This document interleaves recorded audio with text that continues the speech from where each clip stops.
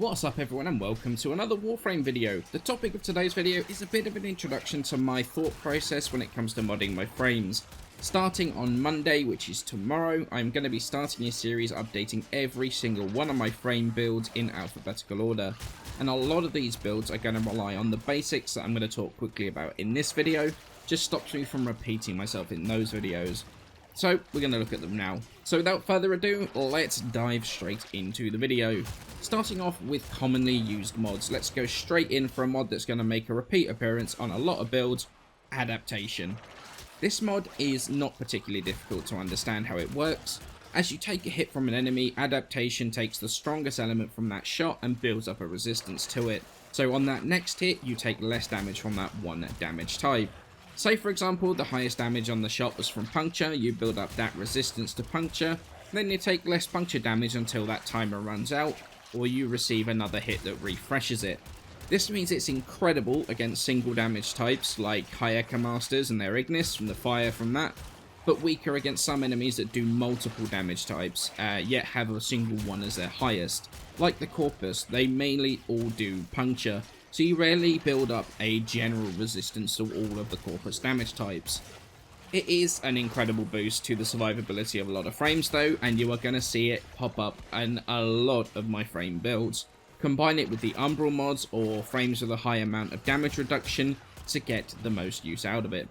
Umbral mods are also something to take a quick look at. The number of Umbrals is going to be the main thing to talk about here. 1, 2 or 3 Umbrals is going to depend very much on the frame itself and what you're trying to do with it.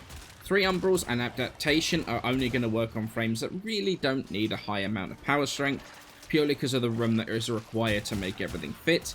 2 Umbrals are used either if the frame doesn't need power strength at all, or if the frame has no armor and isn't worth putting that 3rd Umbral mod on. And then a single Umbral Intensify is pretty much in the cases where you only want that as essentially an upgraded Intensify. Quick thinking, that's something that's going to come up from time to time as well.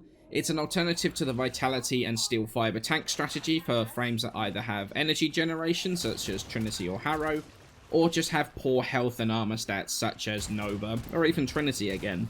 It has some amazing synergies with arcanes such as Energize for example, as well as weapons that have syndicate procs that give energy such as the Synoid Simulor. So for frames that don't work well with the Umbral mods, quick thinking with Prime Flow is likely to be the answer. In terms of the builds I'm going to be posting, to be considered a good build they're going to have to hold their own against level 120 enemies and deal with them effectively. That is basically an hour into an arbitration, so that when you're looking at the builds you know exactly how far you're going to be able to reasonably push them. Niche builds are going to be included as well, which are mostly things like loot builds or the Index Revenant build. If a build is left out, I don't really feel it demonstrates the use of the frame or just aren't that good in higher level content.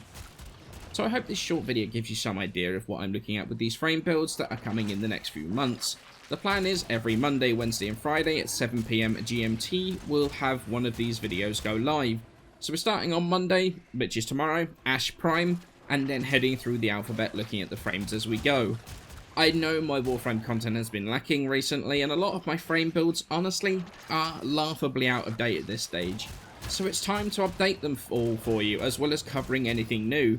We should have Railjack coming fairly soon, so it's going to be interesting doing this and Railjack at the same time, but I 100% am going to dive back into doing the Warframe content again. But anyways, I think I've rambled on enough. This was only supposed to be a really quick video.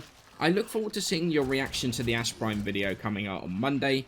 But for now, huge thanks for your support. Hit that like button, sub for more Warframe content, and I shall see you in the next video.